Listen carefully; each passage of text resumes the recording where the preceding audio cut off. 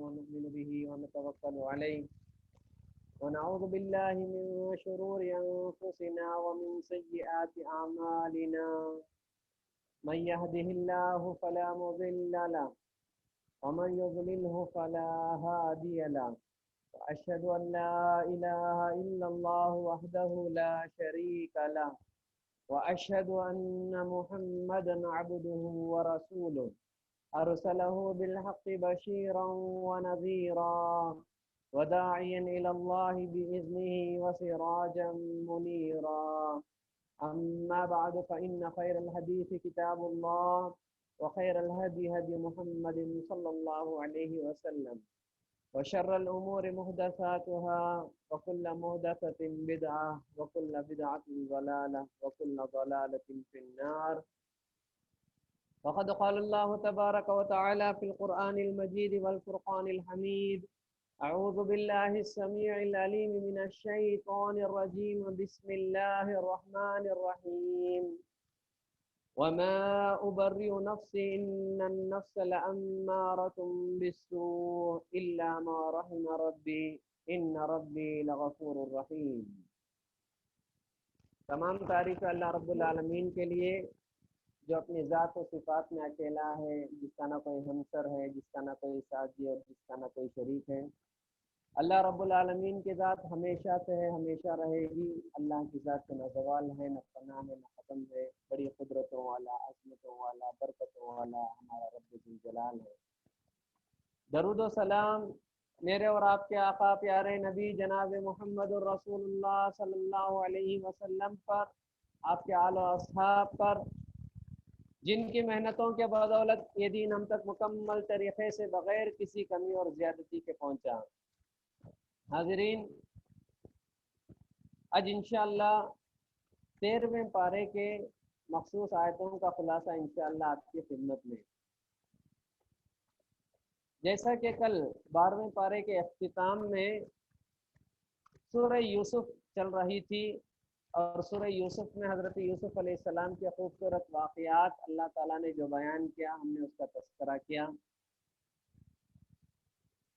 سورہ یوسف کے آخر میں، سورہ یوسف کے آخر یا 12ویں پارے کے آخر کی اگر ہم بات کریں تو ہم نے یہاں تک ختم کیا تھا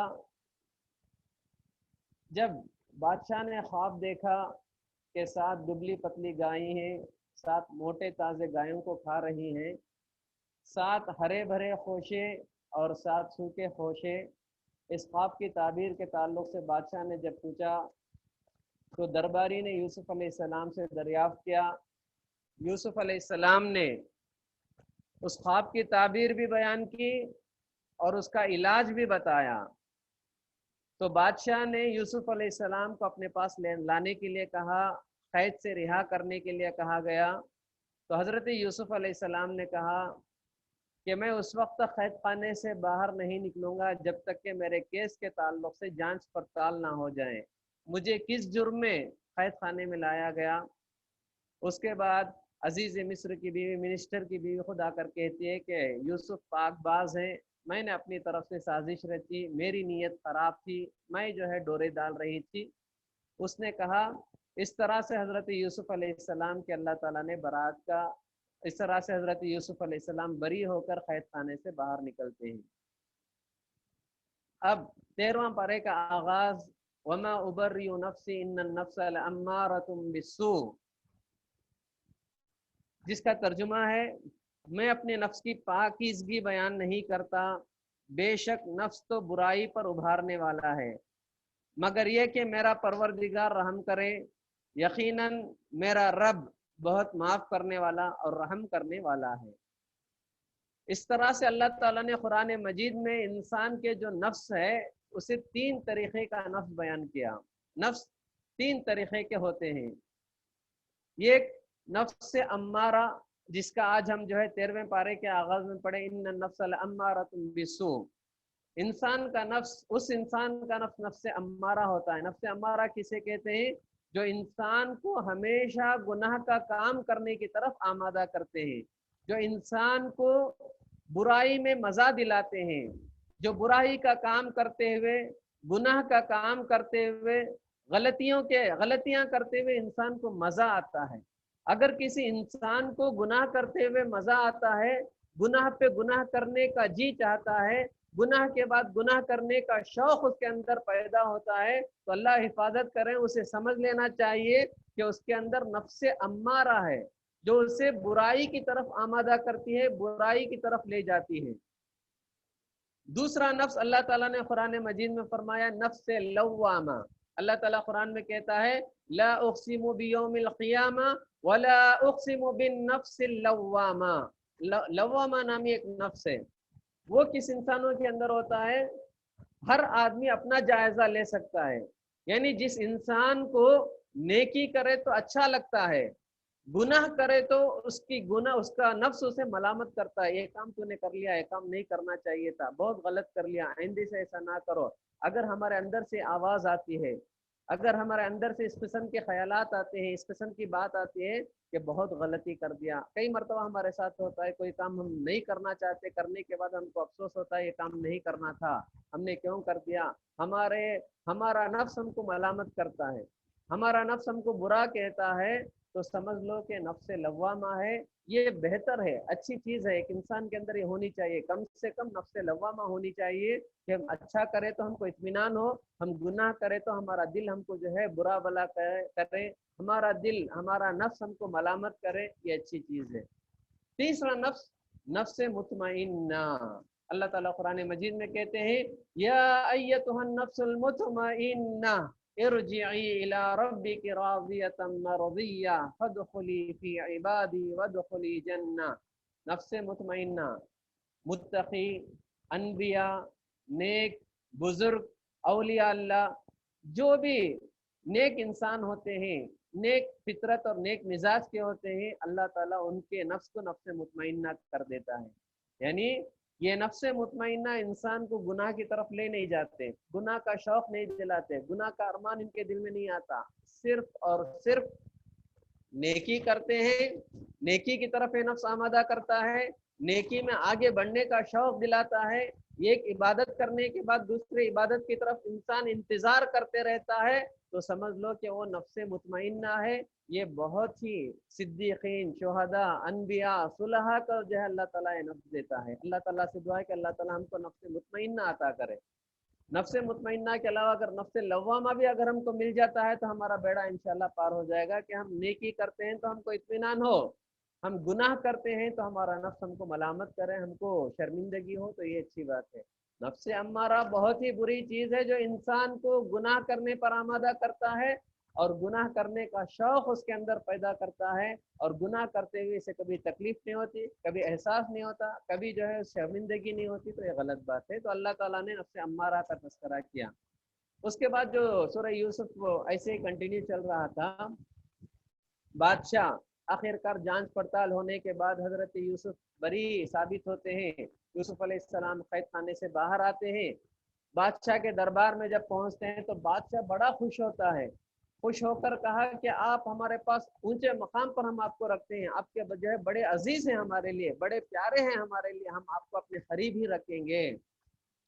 یوسف علیہ السلام نے کہا اجعلنی علی خزائن الارض انی حفیظ علیم. حضرت یوسف علیہ السلام نے کہا مجھے فینانس منسٹر بنا دو. تو معلوم ہوا کہ جس انسان کے اندر قابلیت ہوتی ہے وہ خود اپنے بڑوں سے آگے بڑھ کر کہہ سکتے ہیں کہ میرے اندر یہ قابلیت ہے، مجھے ایک موقع دو، میں اس موقع کا جو ہے آپ کو ثابت کر کے دکھاتا ہوں کہ میرے اندر قابلیت ہے، صلاحیت ہے.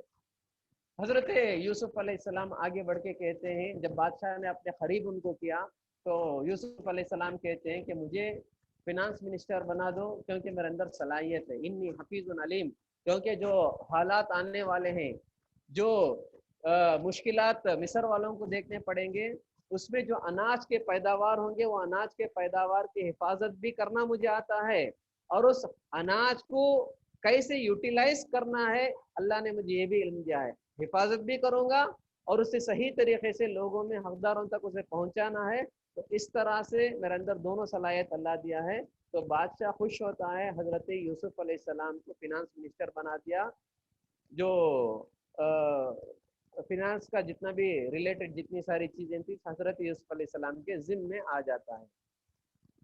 अब हुआ क्या, मिस्र में जैसा यूसुफ अलैहिस्सलाम बोले थे 7 साल बड़ी खुशहाली आई, बहुत ज़बरदस्त, जहाँ देखो हरियाली, जहाँ देखो अनाज, जहाँ देखो फल फलाली, जहाँ देखो जो है गल्ला ही गल्ला नज़र आ रहा था। तो हज़रत यूसुफ ने जैसा तदबीर बताया था वो खुद ऐसे ही करते हैं कि अनाज को स्टोर करके रखते हैं, जितना ज़रूरत है उतना ही इस्तेमाल करते हैं, ज़रूरत से ज़्यादा जो भी होता है उसे स्टोर करके रखते हैं।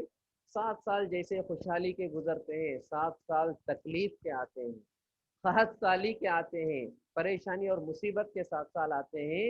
इस वक्त हज़रत यूसुफ अलैहिस्सलाम ने बड़ी बेहतरीन तरीके से उसको जो है यूटिलाइज किया कि 7 साल वो जो तकलीफ थी आसानी से गुजर गया। अब इस दरमियान में जो वाक़या पेश आया, अल्लाह ताला ने कुरान मजीद में सूरह यूसुफ में उसका तस्करा किया। हुआ क्या, अब कनान जो हज़रत यूसुफ अलैहिस्सलाम की बस्ती थी, वहाँ भी कहत साली आम थी, परेशानी थी, अनाज और गल्ले के लिए लोग परेशान हुए। तो यूसुफ अलैहिस्सलाम के जो 10 भाई थे, 11 भाई में से 10 भाई जो बड़े थे, जिन 10 भाइयों ने साजिश करके हजरत यूसुफ को कुएं में डाला था, हजरत याकूब अलैहिस्सलाम उनको भेजते हैं कि जाओ मिस्र जाओ, वहाँ का बादशाह जो है आपको अनाज देने की बात किया है, जाके अनाज लेके आ जाओ, प्रोविजन जो देगा वो लेके आ जाओ। हजरत यूसुफ अलैहिस्सलाम के 10 भाई मिस्र पहुँचते हैं। जब मिस्र के बादशाह के दरबार में दाखिल होते हैं तो यूसुफ अलैहिस्सलाम ने अपने बड़े भाइयों को पहचान लिया कि ये मेरा खून है, मेरे भाई हैं। उसके बाद जब आते हैं तो हज़रत यूसुफ अलैहिस्सलाम ने खादिमों से कह दिया कि इन 10 लोगों का जो अनाज तुम रखोगे भरपूर अनाज दो, इनको कोई कमी ना करो, पूरा पूरा अनाज दो। और खादिमों से उन्होंने ये कह दिया कि वो लोग जो पैसे लाकर दिए हैं, और उस ज़माने में चीज़ देकर चीज़ खरीदते थे, तो जो चीज़ जो पूंजी वो लेकर आए हैं, जो पैसे लेकर आए हैं, उनको जब गल्ला तुम बांधोगे तो उनकी चीज़ों में, उनके अनाज में उनके पैसे भी रख दो, उनकी लाई हुई चीज़ भी उसी में रख के पैक कर दो। तो खादिमों ने वैसा ही किया। जब वो अनाज लेकर जा रहे थे तो यूसुफ अलैहिस्सलाम ने अपने 10 भाइयों को भी बुलाया, 10 भाइयों को।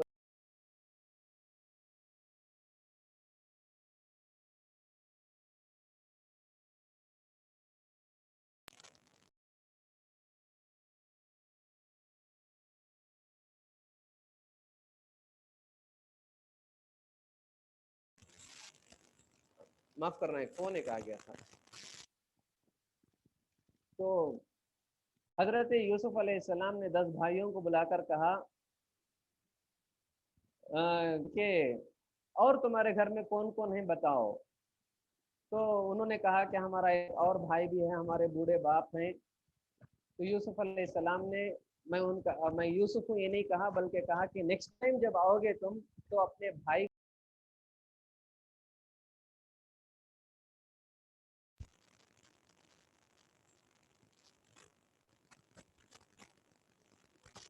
जब तुम नेक्स्ट टाइम आओगे तो अपने भाई को भी लेकर आना। इस तरह से जो 11 भाई थे वो चले जाते हैं। जाने के बाद जब अपनी बस्ती को पहुंचकर अनाज खोलकर देखते हैं, उनके बोरी जो था, उनका जो चीज़ लाए थे वो लोग मिस्र से, जब खोल कर देखते हैं तो उनको अनाज भी मिला। अनाज के साथ साथ जो ये पूंजी लेकर गए थे, जो पैसा लेकर वहाँ बादशाह के पास गए थे, वो पैसा भी इनको वापस लौटा दिया गया है। बहुत खुश हो जाते हैं, अनाज भी मिल गया, पैसे भी हमको वापस आ गए, बहुत खुश हो जाते हैं। खुश होकर उन्होंने अपने बाप हजरत याकूब अलैहिस्सलाम से कहा कि अजीज मिस्र, जो मिस्र का फिनांस मिनिस्टर है, बड़ा नेक इंसान है, बहुत बेहतरीन इंसान है, देखो हमसे अच्छी तरह बात भी किया, हमको अनाज भी पूरा पूरा अनाज दिया, अनाज के साथ साथ हमारे पैसे और चीजें भी हमको वापस लौटा दिया। तो इस तरह से कुछ दिन गुजरते ही सारा अनाज खत्म हो गया। जब दोबारा जाने की बात आती है अनाज लेने के लिए, तो 10 भाई याकूब अलैहिस्सलाम बाप के पास जाते हैं, याकूब अलैहिस्सलाम के पास जाते हैं, जाकर कहते हैं कि अजीज मिस्र ने हमसे कहा था कि नेक्स्ट टाइम तुम जब आओ तो अपने भाई बिन्यामीन को भी लेकर आना, जो हजरत यूसुफ के सगे भाई थे, तो हमारे भाई बिन्यामीन को भी लेकर आना। इस तरह से अनाज भी हमको ज्यादा मिल जाएगा और जो है बादशाह भी खुश हो जाएगा। ये कहकर जब याकूब अलैहिस्सलाम से उन्होंने जिक्र किया तो याकूब अलैहिस्सलाम ने कहा कि मैं अपने बेटे बिन्यामीन को तुम्हारे साथ नहीं भेजूंगा, क्योंकि इससे पहले उसके भाई यूसुफ को मैंने तुम्हारे साथ भेजा था, तुमने यूसुफ के साथ उसकी हिफाजत का वादा किया था, लेकिन तुमने यूसुफ को गायब कर दिया। मुझे डर है कि तुम बिन्यामीन यूसुफ के जो भाई हैं उसको भी लेकर जाओ और उसको भी कहीं गायब कर दो। मैं इसे बर्दाश्त नहीं करूंगा, मैं नहीं भेज।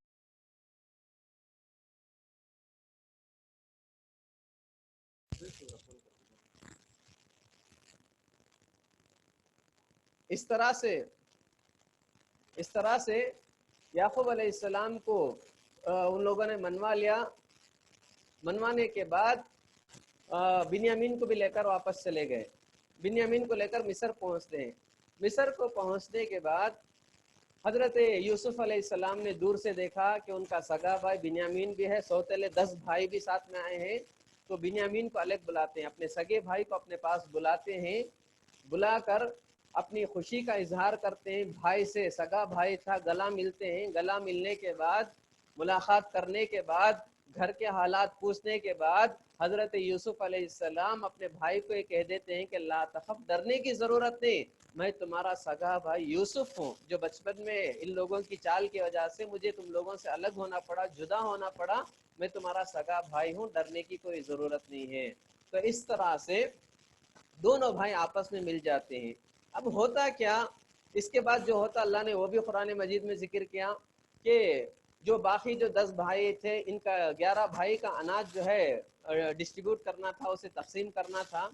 तो उनके खादिमों को कह दिया कि उनको पूरा पूरा अनाज दे दो। अनाज देने के बाद जो बादशाह जो प्याला इस्तेमाल करता था, या जो अनाज नापने का आला जो था, जिसे आज के ज़माने में हम लोग पड़ी, अथको, बहुत सारी चीज़ें बोलते हैं, जिससे वो ज़माने में नाप कर जो है चीज़ें देते थे। इस तरह से उनके पास एक आला था जिससे वो नापते थे, या बादशाह जिससे पानी पीता था वो प्याला था। तो यूसुफ अलैहिस्सलाम ने खादिमों से कह दिया कि बिन्यामीन का जो बोरी है, उसके बोरी में ये बादशाह का प्याला रख दो, रख के जो है बांध दो। क्योंकि हजरत यूसुफ अलैहिस्सलाम को बड़ी ख्वाहिश थी कि ज़माने के बाद उनका छोटा भाई उनके पास मिला है, तो छोटे भाई के साथ कुछ वक्त रहना चाहते थे। लेकिन मिस्र का कानून ऐसा था कि बगैर किसी वजह के बाहर के लोगों को मिस्र में नहीं रखा जा सकता था। तो हजरत यूसुफ, अल्लाह कुरान में कहता है कि यूसुफ अलैहिस्सलाम एक चाल चलते हैं। चाल क्या थी, खादिमों से कह दिया कि ये बादशाह का प्याला या नापने का जो आला है उसे बिन्यामीन के बोरी में भर दो और पैक कर दो। पैक कर दिया गया। और जो है 11 भाई, वो 10 सौतेले भाई और सगाए भाई हजरत जो बिन्यामीन थे, 11 भाई जब अनाज लेकर जा रहे थे, तो अचानक दरबार से ऐलान हुआ, पुकारने वाले ने पुकारा कि जो तुम 11 आदमी हो, तुम तमाम के तमाम चोर हो। इन्नकुम लसारिखून, तुम चोर हो। 10 भाई थे, घबरा गए। उन्होंने कहा हम यहाँ फसाद मचाने के लिए नहीं आए, चोरी करने के लिए नहीं है। हमारे घर में कहत है, हमारी बस्ती में कहत साली है, हमको अनाज की जरूरत है, तो अनाज लेने के लिए हम लोग आए थे, हम लोग चुराने के लिए नहीं आए थे। नहीं नहीं, बादशाह का एक प्याला गुम हो गया है, हम तलाश करना है, तुम्हारी तलाशी ली जाएगी। तो 11 भाई के बोरों को जब लाइन से रखा गया, सबको खोल कर जांचा गया, तो बिन्यामीन जो है हजरत यूसुफ का सगा भाई थे, उनके बोरिये में जो है वो प्याला मिल जाता है। जैसे ही प्याला मिला, हजरत यूसुफ ने इशारा किया कि बिन्यामीन को अलग करो। 10 भाई अलग हो गए, 11। और उसके बाद कहा कि तुम 10 आदमी चले जाओ, यहाँ मिस्र का कानून है कि जो आदमी चुराता है हम उसको यहीं पर रख लेते हैं, उसे नहीं भेजते हैं। ये मिस्र का कानून है, हम कानून के खिलाफ वर्जी नहीं करेंगे। अब 10 भाई घबरा गए, क्योंकि खुल्लम खुल्ला बात साफ हो गई। बादशाह का प्याला या नापने का आला जो है बिन्यामीन की बोरी में मिल गया। फौरन, क्योंकि भाई थे, सौतेले भाई थे, उन्होंने कहा यसरिक फक़द सरक़ अख़ुन लहू मिन क़ब्ल, बादशाह सलामत, अगर इसने चोरी की है तो ताज्जुब की बात नहीं, इससे पहले इसका भाई एक यूसुफ था, वो भी चुराता था। हजरत यूसुफ अंदर अंदर एक अजीब कैफियत है। हजरत यूसुफ ने कहा कि क्या आदमी है, इतने साल गुजरने के बावजूद भी ये लोग सुधरे नहीं है। अंदर अंदर हजरत यूसुफ जो है अपने आप से बात करने लगे, लेकिन उन्होंने ये नहीं कहा कि मैं तुम्हारा भाई यूसुफ हूँ। 10 भाइयों से उन्होंने नहीं कहा, सिर्फ एक भाई जो सगा भाई था उसको उन्होंने इन्फॉर्म कर दिया था, 10 भाइयों को इन्होंने नहीं कहा। फ़असर्रा यूसुफ फी नफ्सिही वलम युब्दिहा लहुम, यूसुफ अलैहिस्सलाम ने इस बात को छुपाए रखा, जाहिर नहीं किया। और जो है कहा कि अंतुम शर्रुल मकान, तुम लोग अभी सुधरे नहीं हो, तुम लोग जैसे के वैसे हो। कहकर उन्होंने कह दिया कि हम बिन्यामीन को तुम्हारे साथ नहीं भेजेंगे, मिस्र का कानून है, उन्होंने चोरी की, उनको यही रहना है। बाकी जो 10 भाई तुम लोग हो, तुम अपनी बस्ती अपना अनाज लेकर चले जाओ। تو یہ 10 بھائی بہت سمجھاتے ہیں حضرت یوسف علیہ السلام کو، دیکھو ہمارے ایک باپ ہیں، بڑے بوڑھے ہیں، بزرگ ہیں، ہم لے کر ان کو نہیں جائیں گے تو وہ ہم کو بہت ملامت کریں گے، برا بلا کہیں گے، اور وہ کمزور ہیں، ہم کو ان کو لے کر جانا ہے، کسی طرح ہم کو بھیج دو۔ اس کے بعد انہوں نے درخواست، ایک ریکویسٹ کی کہ 10 بھائیوں میں سے 10 بھائیوں میں سے ایک نے ریکویسٹ کی، اے بادشاہ ایسا کرو، ہم 10 بھائیوں میں سے کسی ایک کو رکھ لو، رکھ کے بنیامین کو بھیج دو۔ حضرت یوسف علیہ السلام نے کہا یہ تو ناانصافی ہوگی، جو آدمی چرایا ہم اسی کو رکھیں گے، کیونکہ حضرت یوسف پہلے سے ہی چاہ رہے تھے کہ ان کا سگا بھائی ان کے پاس رہے، تو انہوں نے کہہ دیا کہ ہم ایسا نہیں کریں گے، جو تم 10 آدمی جا سکتے ہو۔ 10 آدمی دربار سے باہر آتے ہیں، 10 بھائی دربار سے باہر آتے ہیں، آ کر انہوں نے کہا کہ ہم کیا منہ لے کر اپنے باپ کے پاس جائیں گے، اس میں خاص کر بڑا بھائی جو تھا اس نے کہا کہ کیا منہ لے کر میں اپنے باپ کے پاس جاؤں گا، باپ نے تو بڑا سمجھا کر ہم کو بھیجا تھا کہ بنیامین کو سلامتی کے ساتھ واپس لانا، ہم ضد کر کے بنیامین کو وہاں سے لائے، اب جو ہے اتنا بڑا مسئلہ پیش آ گیا۔ تو بڑا بھائی نے کہا کہ میں تمہارے ساتھ نہیں آؤں گا، میں تمہارے ساتھ نہیں آتا ہوں، تم 9 آدمی چلے جاؤ گھر کو، جا کے باپ کو سمجھاؤ، شاید باپ سمجھ جائیں، میں نہیں آتا، باپ کو اپنا منہ نہیں دکھا سکتا، اس طرح بنیامین کو چھوڑ کر میں نہیں آ سکتا، تم چلے جاؤ، اگر کچھ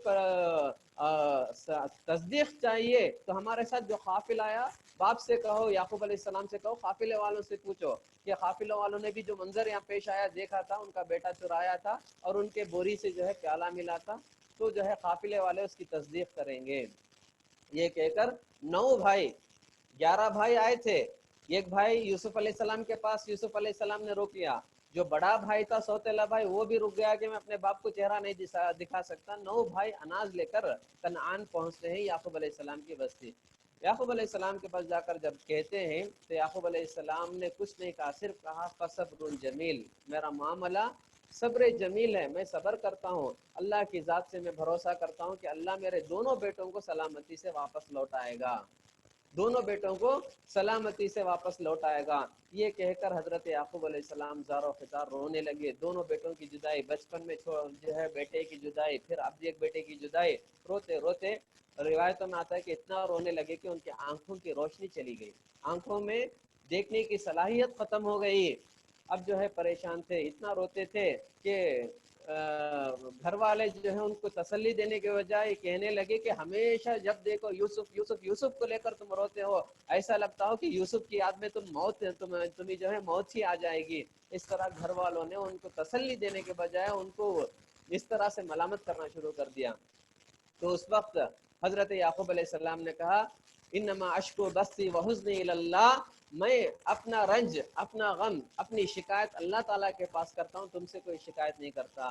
پھر اس کے بعد حضرت یعقوب علیہ السلام نے اپنے 9 بیٹوں کو بھی کہا کہ اللہ کی ذات پر میں امید رکھتا ہوں، تم جاؤ دونوں بھائیوں کو تلاش کرو، اللہ کوئی نہ کوئی راستہ نکالے گا، مجھے امید ہے اللہ کی ذات پر کہ اللہ میرے دونوں بیٹوں کو واپس لائے گا۔ اللہ کی ذات پر یہ ایمان، یہ یقین، یہ توکل، یہ بھروسہ ہم میں سے ہر آدمی کو آنا چاہیے کہ اللہ تعالیٰ کبھی ہمارا برا نہیں چاہتا، اگر ہم کو لگتا ہے کہ ہمارے ساتھ کوئی برا ہوتا ہے، یہ ہماری سوچ ہے، اللہ تبارک و تعالیٰ قرآن میں کہتا ہے بہت ساری چیزیں ایسی ہوتی ہیں جس سے انسان ناپسند کرتا ہے، لیکن اللہ کے علم میں وہ بہتر ہوتا ہے، تبھی اللہ ہم سے وہ چیز چھینتا ہے۔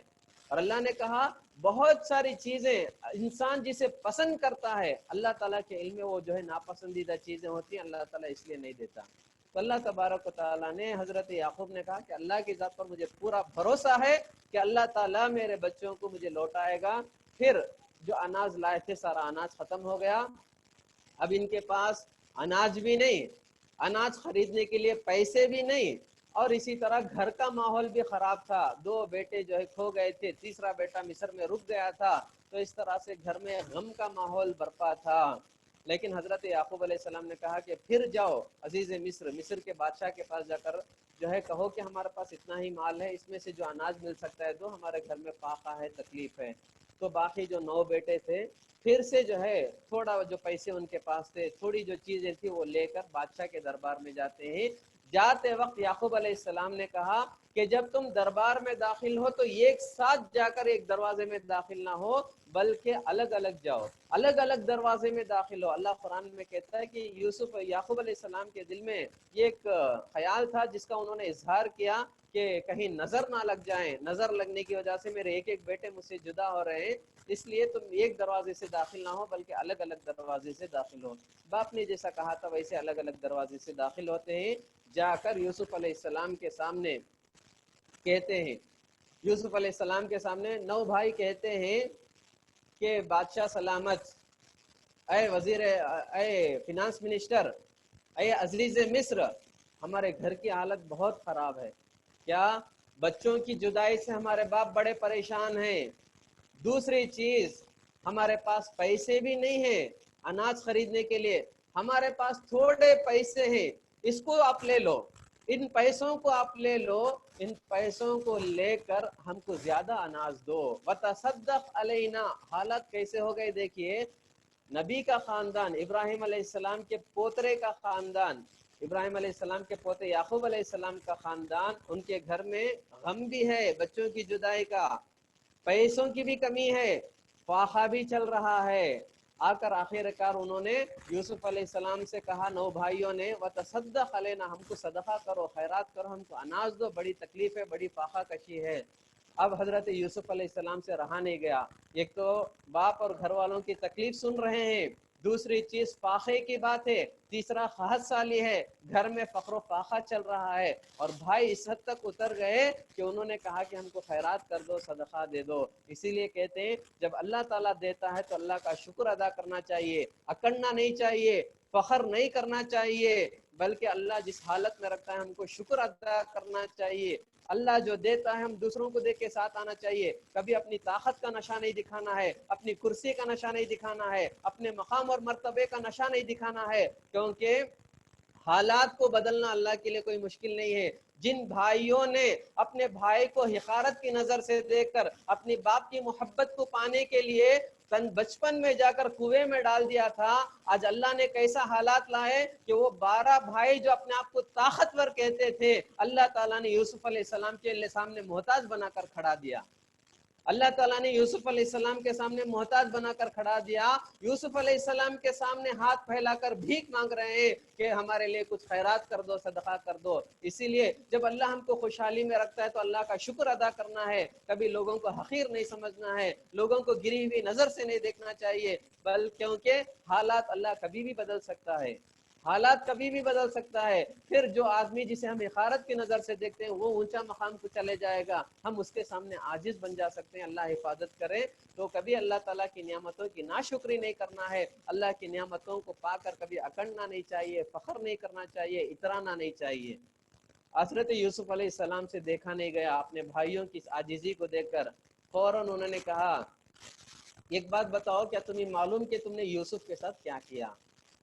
حضرت یوسف نے اپنے 10 بھائیوں سے مخاطب ہو کر کہا، کیا تمہیں معلوم ہے کہ تم نے یوسف کے ساتھ کیا کیا؟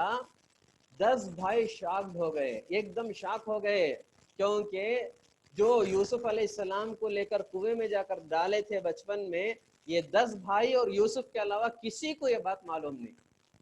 فوراً انہوں نے کہا، انت یوسف، انہوں نے کہا کیا آپ ہی یوسف ہیں جن کو ہم نے کنویں میں ڈالا؟ حضرت یوسف نے مسکرا کر کہا، ہاں انا یوسف وہذا اخی قد من اللہ علینا، ہاں میں یوسف ہوں، یہ میرا بھائی بنیامین ہے، اللہ تعالیٰ نے ہم پر احسان کیا۔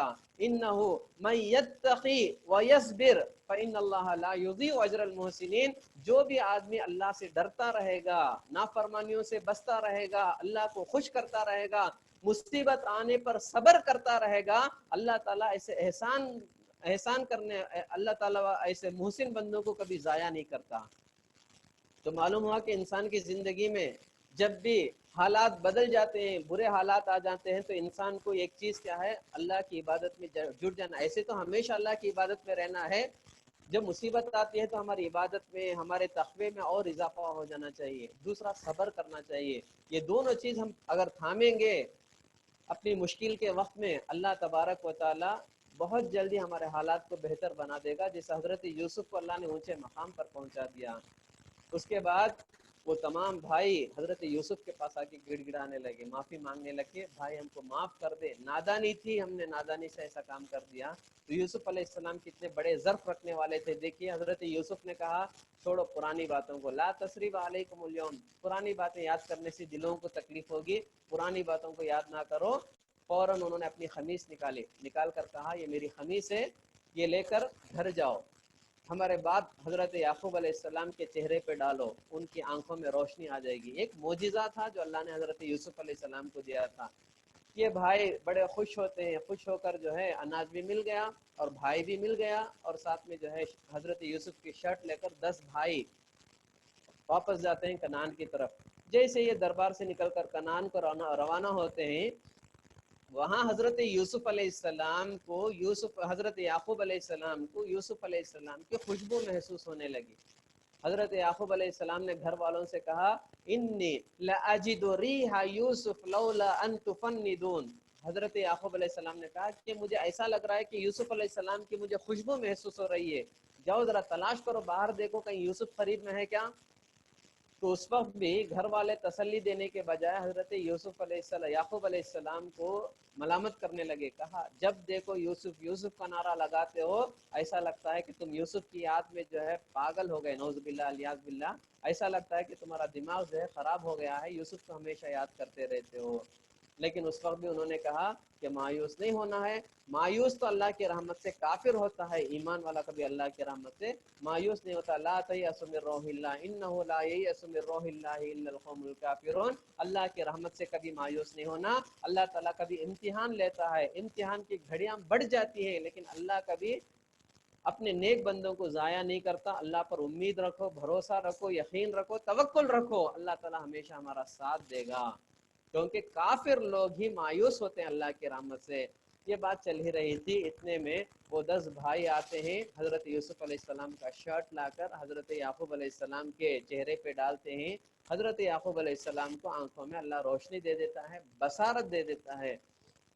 پھر حضرت یعقوب علیہ السلام اور ان کے تمام گھر والے، حضرت یوسف کے 10 بھائی خوشی خوشی مصر کی طرف روانہ ہوتے ہیں۔ مصر کو جب جاتے ہیں تو یوسف علیہ السلام کو سلطنت کی کرسی پر بیٹھے ہوئے دیکھ کر بڑا خوش ہوتے ہیں۔ حضرت یوسف علیہ السلام اپنے ماں باپ کو اپنی کرسی میں جگہ دیتے ہیں، وہاں پر بٹھاتے ہیں۔ اس کے بعد سب مل کر اللہ تعالیٰ کے لیے جو ہے شکر ادا کرتے ہیں، سجدہ کرتے ہیں۔ اس وقت یوسف علیہ السلام نے یعقوب علیہ السلام سے کہا اے ابا جان، یہ میرے بچپن کا خواب ہے، جو میں نے بچپن میں خواب دیکھا تھا، آپ نے کہا کہ یہ خواب کو اپنے بھائیوں سے بیان نہ کرو۔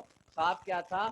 11 ستارے سجدہ کر رہے ہیں، یہ ایک سورج سجدہ کر رہا ہے، یہ ایک چاند سجدہ کر رہے ہیں، تو 11 بھائی سجدہ کر رہے تھے، یہ ایک سورج اور چاند، ماں اور باپ حضرت یعقوب اور ان کی بیوی جو ہے سجدہ کر رہے تھے۔ حضرت یوسف علیہ السلام نے کہا یہ خواب کی تعبیر ہے۔ تو معلوم ہوا کہ ہم جو خواب دیکھتے ہیں ضروری نہیں کہ ہر خواب دوسرے دن ہی پورا ہو جائیں، اگلے ہفتے میں پورا ہو جائے، کبھی کبھار اللہ تعالیٰ کی مرضی ہوتی ہے کہ خواب کی تعبیر پورا ہونے میں زمانہ لگ جاتا ہے۔ جیسا حضرت یوسف علیہ السلام نے بچپن میں خواب دیکھا اور اس خواب کی تعبیر حضرت یوسف علیہ السلام کی جوانی میں پورا ہوتا ہے۔ تو یہ خواب ہے، اللہ تعالیٰ علم ہے، اپنے بندوں میں سے جسے چاہتا ہے دیتا ہے۔ اللہ کے نبی نے فرمایا کہ خواب جو ہے نبوت کا 46واں حصہ ہے، یعنی بہت سارے خواب سچ بھی ہوتے ہیں، ہر خواب سچ ہونا ضروری نہیں ہے، بہت سارے خواب سچ ہوتے ہیں۔ اسی لیے اللہ کے نبی نے فرمایا جو اچھے خواب ہوتے ہیں اللہ کا شکر ادا کرو، اپنے ہر ایک سے اس اچھے خواب کو بھی بیان نہ کرو جسے تم معتبر سمجھ۔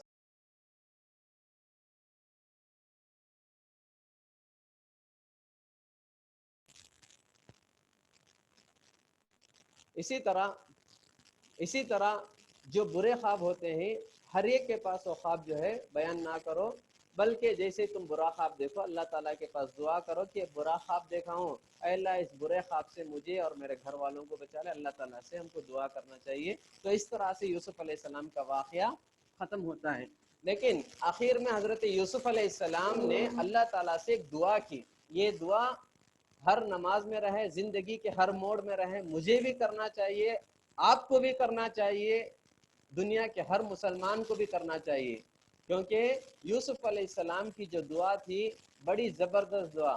حضرت یوسف علیہ السلام نے کہا ربی توفنی مسلما والحقنی بالصالحین، اے اللہ مجھے موت دے تو اسلام کی حالت میں موت دے۔ اللہ اکبر، اللہ اکبر۔ سوچ کر دیکھیے، حضرت یوسف دعا کرتے ہیں ربی توفنی مسلمہ، اے اللہ مجھے اسلام کی حالت میں موت دے، وَأَلْحِقْنِي بِالصَّالِحِينَ، اور مجھے نیک لوگوں میں، صالحین میں شامل کر دے۔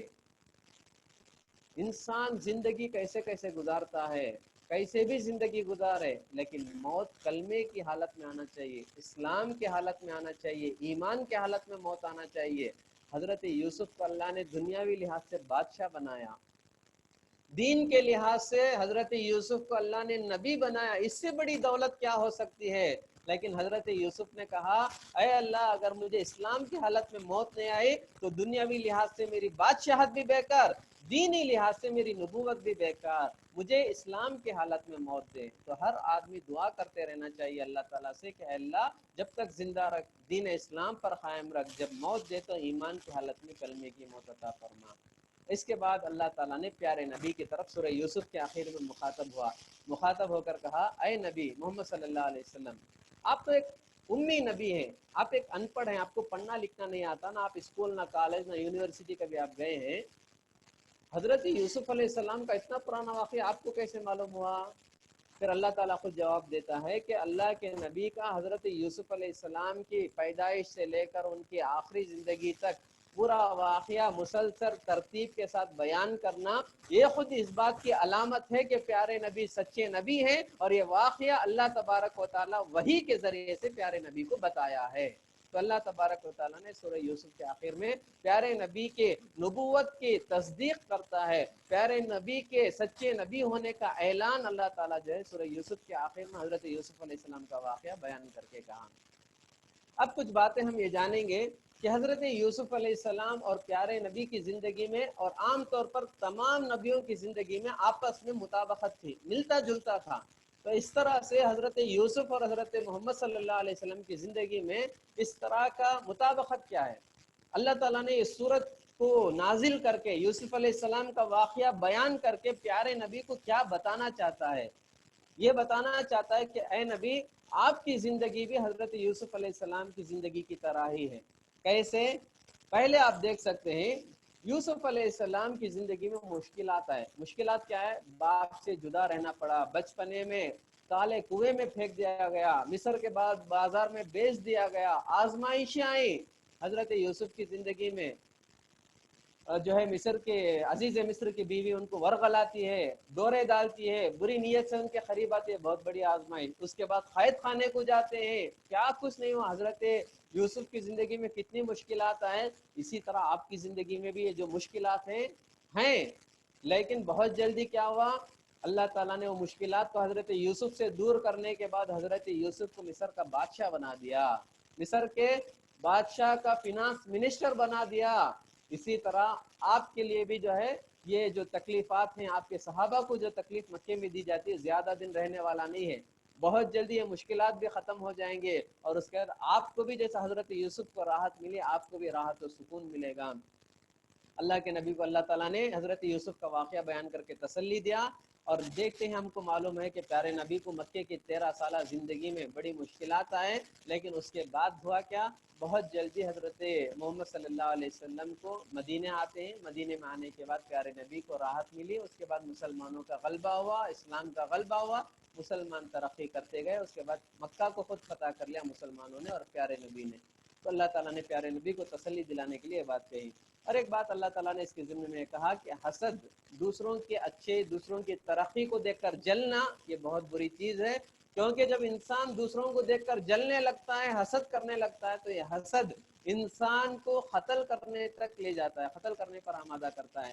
جیسا حضرت یوسف کے بھائیوں نے باپ کی محبت کو پانے کے لیے حضرت یوسف کو قتل کرنے پر تیار ہو گئے، تل گئے، جیسا حابیل و خابیل کا واقعہ، آدم علیہ السلام کا بیٹا حابیل نے اپنے بھائی حابیل سے حسد کر کے حابیل کو قتل کر دیا۔ تو دنیا میں اللہ کی جس کو جو مقام دیتا ہے اس مقام پر آدمی کو خوش رہنا چاہیے، دوسروں کی ترقی کو دیکھ کر نہیں جلنا چاہیے۔ اگر دوسروں کی ترقی کو دیکھ کر جلے گا تو ہوگا کیا؟ شیطان ورغلائے گا، آخر کار دنیا میں ہم دیکھتے ہیں وہ آدمی اسے جان سے مار دیا، وہ آدمی اسے قتل دیا، وہ آدمی اسے زہر دے دیا، وہ آدمی اسے جادو کر دیا. یہ تمام چیزیں کیا ہیں؟ حسد کا نتیجہ ہے. حسد کرنے پر جب آتا ہے انسان تو سامنے والے کو قتل کرنے تک جو ہے جنون چڑھ جاتا ہے. تو کبھی حسد نہیں کرنا چاہیے. اللہ تعالیٰ نے حضرت یوسف کے واقعے سے یہ پیغام بھی دیا. اور ایک بات یہ بھی فرمایا کہ حضرت یوسف اور محمد صلی اللہ علیہ وسلم کی زندگی میں مطابقت ہے کہ جس طرح حضرت یوسف کی زندگی میں خوشیاں آئی، تکلیف آئے، حضرت یوسف کو قید خانے میں جا کر 7 سال گزارنا پڑا، آپ کی زندگی میں بھی یہ واقعہ ہوا. مکے والوں نے آپ کو، آپ کے خاندان والوں کو، آپ کے رشتہ داروں کو، آپ کے صحابہ کو، آپ کے ساتھیوں کو شیب ابی طالب میں محصور کر دیا. جیسا ہم نے سنا پیارے نبی کو مکے والوں نے 3 سال کے لیے بائیکاٹ کر دیا، کوئی لینا نہیں، کوئی دینا نہیں. تو ابو طالب کا ایک گھاٹی تھی، پہاڑ تھا، وہاں جا کر جو ان کو رکھ دیا. تو پیارے نبی اور صحابہ کی 3 سال بڑی تکلیف کی گزری.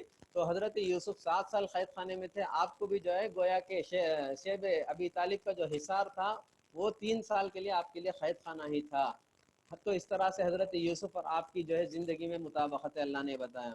اور یہ بات اللہ تعالیٰ نے بتایا کہ حضرت یوسف اور محمد صلی اللہ علیہ وسلم کی زندگی میں مطابقت کیا ہے. حضرت یوسف کے بھائیوں نے حضرت یوسف کو کنویں میں ڈالنے کے بعد جب زمانے کے بعد سامنے آتے ہیں تو حضرت یوسف نے انتقام نہیں لیا، معاف کر کے چھوڑ دیا. معاف کرنا بڑی اچھی صفت ہے، انتقام لینا بڑی بری صفت ہے. ہم معاف کریں گے لوگوں کو تو اللہ تعالیٰ ہمیں معاف کرے گا. معاف کرنے والا کبھی چھوٹا نہیں ہوتا، انتقام لینے والا کبھی بڑا نہیں ہوتا. یہ انسان کی ضد ہے، انسان کا ایگو ہے، انسان کا اپنا تصور ہے. ورنہ اللہ تعالیٰ کہتا ہے کہ دیکھو اللہ کے نبی یوسف کو، دیکھو اللہ کے نبی محمد صلی اللہ علیہ وسلم کو، دونوں کے مزاج میں کیسی مطابقت تھی کہ انہوں نے اپنے بھائی جنہوں نے ظلم کیا تھا انہیں معاف کر کے چھوڑ دیا، جیسا محمد صلی اللہ علیہ وسلم بھی معاف کر رہے ہیں. جب مکہ فتح ہوا، پیارے نبی مکے میں فاتحانہ انداز سے سجدہ کرتے ہوئے مکے میں داخل ہوتے ہیں. مکے کے سارے لوگ کھڑے ہیں سر جھکا کر. مکے میں وہ لوگ بھی ہیں جنہوں نے پیارے نبی کو قتل کرنے کی سازش کی تھی. یہ مکے کے کافروں میں وہ لوگ بھی ہیں جنہوں نے پیارے نبی کے پیٹ پر اون کی گندگی ڈالا تھا. ان میں سے وہ لوگ بھی ہیں جنہوں نے پیارے نبی کے گلے پر جو ہے پردہ ڈال کر، چادر ڈال کر پسیزنا شروع کر دیا تھا. پیارے نبی کی سانسیں رک رہی تھی، پیارے نبی پر پتھریں مارے تھے. ان مکے والوں میں وہ بھی تھے جنہوں نے پیارے نبی کے راستے میں کانٹے بچھائے، پتھر بچھائے، کچرا ڈالے تھے. تمام لوگ سر جھکائے کھڑے ہیں. پیارے نبی نے پوچھا کیا خیال ہے محمد تمہارے ساتھ کیا سلوک کرے گا؟ انہوں نے کہا کہ ہم محمد سے کیا امید کریں، اخن کریم وابن اخن کریم. ہم محمد کے ساتھ بڑا بہتر جو ہے فیصلہ سننا چاہتے ہیں، کیونکہ محمد ایک شریف انسان ہے اور شریف انسان کے بیٹے ہیں.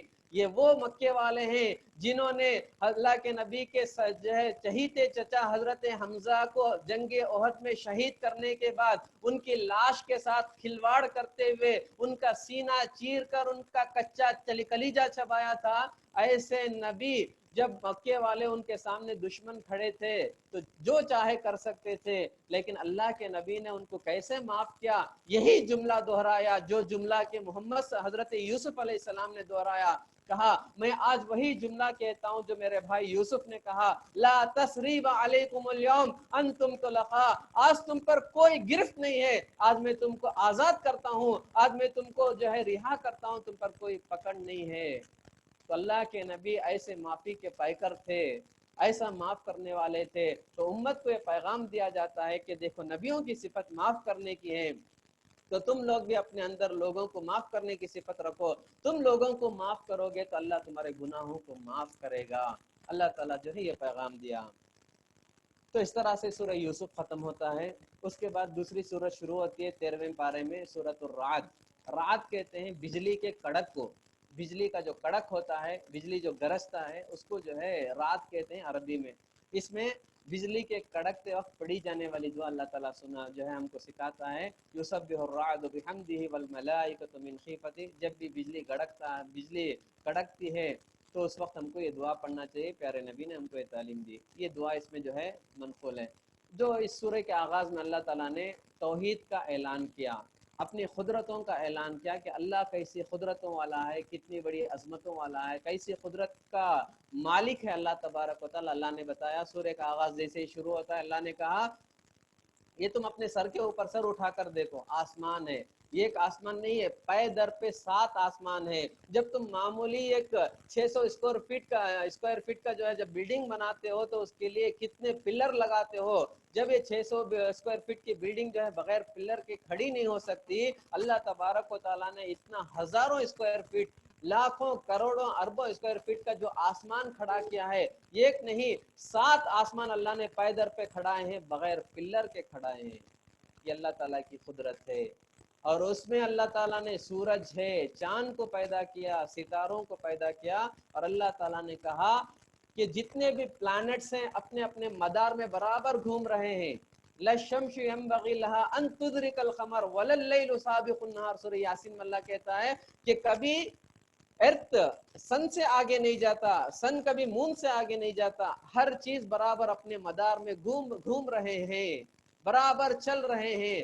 اگر ایک دوسرے سے ٹکرا گیا، سورج کا سیارہ ایک پلانٹ، سن جو پلانٹ ہے، اگر وہ ارتھ سے ٹکرا گیا تو انسان کیا ہوگا، دنیا کیا ہوگی، سوچ کر دیکھو۔ اللہ نے کہا کبھی ایسا نہیں ہوتا، ہر پلانٹ اپنے اپنے مدار میں برابر گھوم رہا ہے، اور یہ کون کر رہا ہے؟ اللہ تبارک و تعالیٰ۔ پھر اللہ تعالیٰ نے اپنی قدرت کا بیان، قدرت کا اعلان کرتے ہوئے کہا، اللہ تعالیٰ کی قدرت دیکھو، لا تأخذہ سنۃ ولا نوم، اللہ تعالیٰ کو نیند نہیں آتی، نیند تو دور کی بات، اللہ تعالیٰ کو اونگنا بھی نہیں آتا، اللہ اتنی قدرت والا ہے۔ پھر اللہ تعالیٰ نے جس سورہ رات میں اللہ اپنی قدرت کا اظہار اس طرح سے کیا، دیکھو آسمان سے پانی برستا ہے، زمین مردہ ہوتی ہے، اس کے اندر کوئی چیز اگانے کی طاقت نہیں ہوتی، پانی برسانے کے بعد اللہ تبارک و تعالیٰ اس مردہ زمین کو زندہ کرتا ہے، کھیتیاں، اناج، غلے اگتے ہیں، اس کے بعد لوگوں کے لیے کھانے کا، جانوروں کے کھانے کا انتظام ہوتا ہے۔ پھر مزید اللہ نے اس صورت میں اپنی قدرت کا یہ بھی اظہار کیا، اعلان کیا کہ اللہ کی قدرت دیکھو، مٹی ایک ہے، پانی ایک ہے،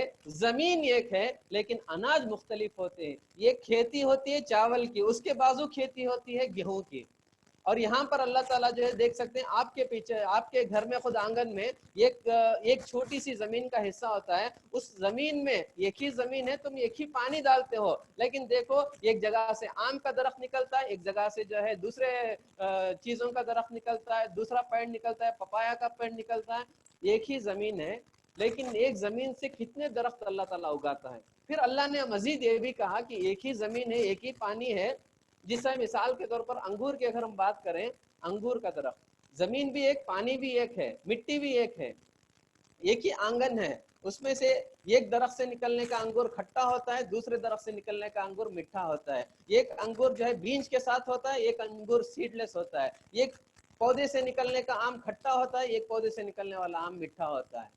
یہ کس کی قدرت ہے؟ اللہ تعالیٰ کی قدرت ہے۔ اللہ تعالیٰ نے جو سورہ رات میں اپنی قدرت کو وضاحت کرتے ہوئے کہا کہ سب ایک اللہ چلا رہا ہے، اللہ کی قدرت ہے، تو لوگوں کو اللہ پر ایمان لانا چاہیے۔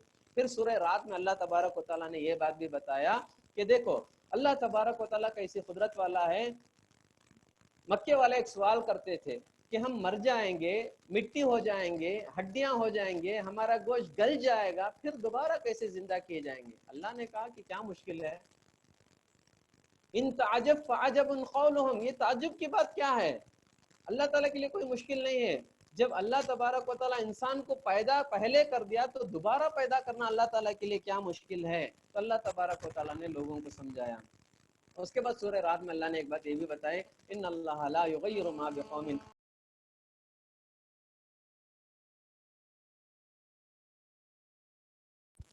اس کے بعد اللہ تبارک و تعالیٰ نے ایک بات یہ بھی کہا کہ اللہ تبارک و تعالیٰ کوئی بھی انسان کو اس وقت تک اس کے حالات نہیں بدلتا جب تک کہ انسان خود اپنے آپ کو بدلنا نہیں چاہتا۔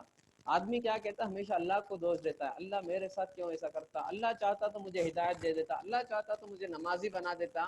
اللہ تعالیٰ کہتا ہے، جیسا علامہ اقبال نے کہا، خدا نے آج تک اس قوم کی حالت نہیں بدلی، خدا نے آج تک اس قوم کی حالت نہیں بدلی جس کو نہ ہو خیال اپنی حالت کے بدلنے کا۔ جب تک انسان خود اپنے آپ کو بدلنا نہیں چاہتا، اللہ تعالیٰ اسے بدلنے کی توفیق نہیں دیتا۔ تو انسان خود پہلا ایک سٹیپ رکھیں، جیسا حدیث میں آتا ہے انسان ایک قدم آگے بڑھتا ہے تو اللہ تعالیٰ 10 قدم انسان کی طرف آتا ہے، انسان اللہ کی طرف چل کے آتا ہے تو اللہ انسان کی طرف دوڑ کے آتا ہے۔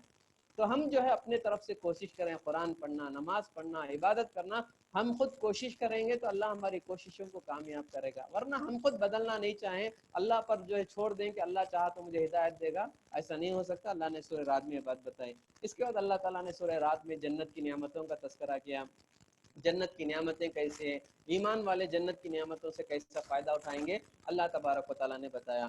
اس کے بعد اللہ تعالیٰ نے قیامت کے تعلق سے ایک بات بتائی کہ قیامت برحق ہے، قیامت قائم ہوگی، اس سے پہلے اللہ کچھ علامتیں بھی دیتا ہے۔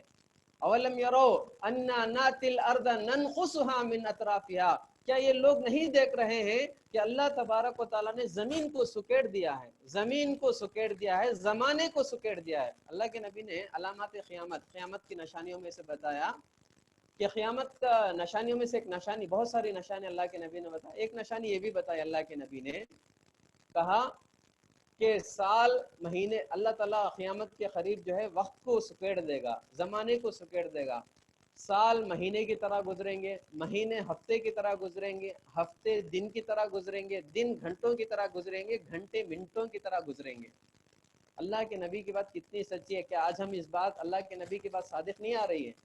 رمضان شروع ہوا، ہم بات ہی کر رہے تھے، الحمدللہ 13واں روزے کے آس پاس آ گئے ہم لوگ، 13 روزہ گزر گئے، زمانہ کتنا فاسٹ جا رہا ہے، ابھی ایک مہینہ شروع کیا ہوتا دوسرا مہینہ آ جاتا ہے۔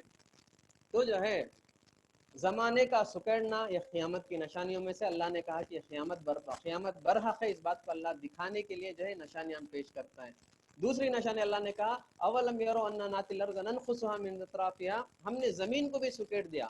یہ ایک زمانہ تھا، آپ حج کو جانا چاہتے تو حج کے لیے 4 مہینہ جانے، 4 5 مہینہ حج کو جا کے آنے کے لیے لگتا تھا، لیکن آج زمین کتنی سکڑ گئی، عشاء کی نماز چنئی میں پڑھتے ہیں، فجر کی نماز حرم میں پڑھتے ہیں، ظہر کی نماز ہم یہاں پڑھتے ہیں، عصر کی نماز دبئی میں پڑھتے ہیں۔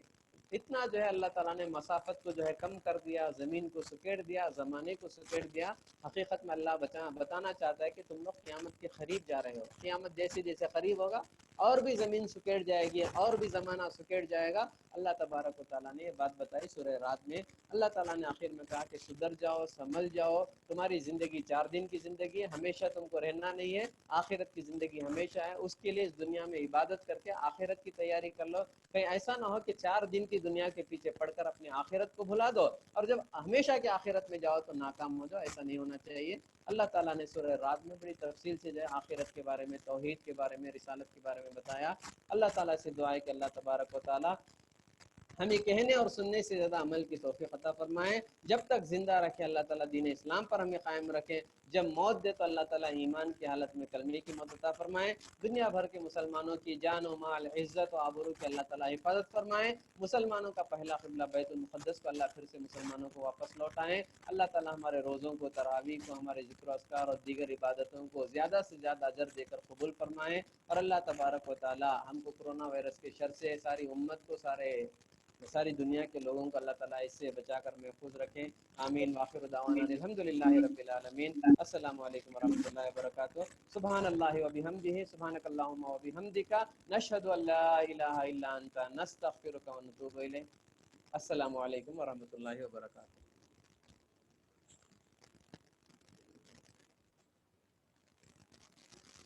جزاک اللہ خیر حضرت۔ الحمدللہ، شکریہ۔ الحمدللہ، کل ملیں گے حضرت انشاءاللہ۔ السلام علیکم۔ انشاءاللہ، جزاک اللہ۔